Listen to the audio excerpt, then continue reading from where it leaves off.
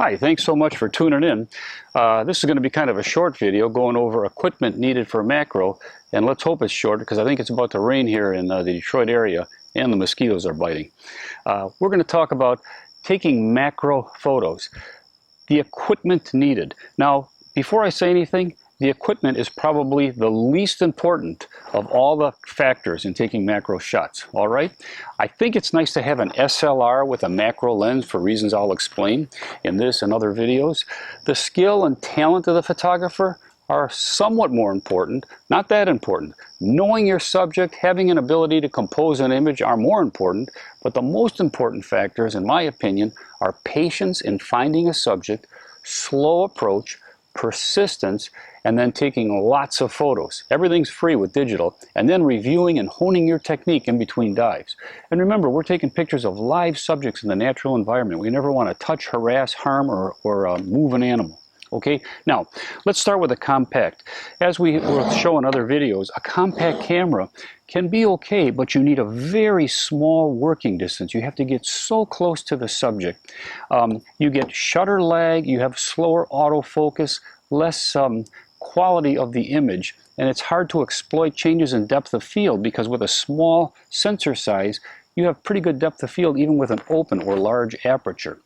Also, if you use the flash on the camera, like this housing for the camera, and you're real close, the end of the port, the housing will block the flash. So when I shoot with macro with a compact camera, I put it in the housing and I use a strobe. Even then, sometimes it's hard to get the strobe in when you're so darn close to the subject. All right, let's talk about my favorite for shooting macro, and that's using an SLR. And my very favorite is the good old workhorse 60mm macro lens. I have my Ike light housing here, 2 strobes, or sometimes I'll use 1 strobe, a dome port, 60mm macro lens, Nikon D300, Nikon D7100. Okay, now, the advantages to this is you can get pretty close to the subject and get one-on-one magnification, but even though you're pretty close, you're still a little farther away than with the point and shoot. Okay, you don't have any shutter lag with an SLR. You have great autofocus, and you can open your aperture to achieve minimal depth of field for artistic effect. Now, the disadvantage with shooting with an SLR and a macro lens, you're limited to macro for the entire dive. If a nice shark swims by, you can't do anything other than take pictures of its scales or something like that.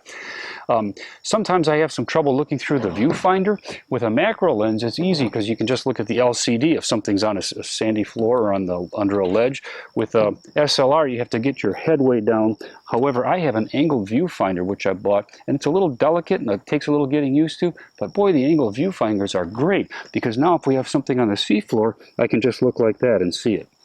All right, so the 60mm macro lens, you have no shutter lag, great autofocus, you get one-on-one magnification on the sensor. Now, the 105mm macro, you can be further away from the subject and still get one-on-one magnification on the sensor, which I will demonstrate in subsequent tutorials.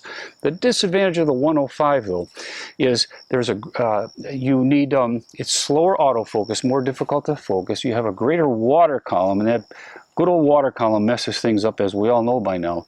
And you need more strobe power because you're farther from the subject.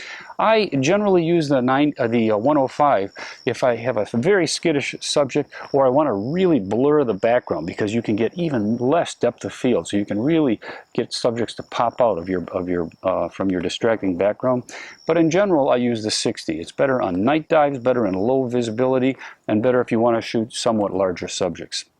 So this is just a quick overview on the equipment needed for shooting macro with an SLR or with a compact camera.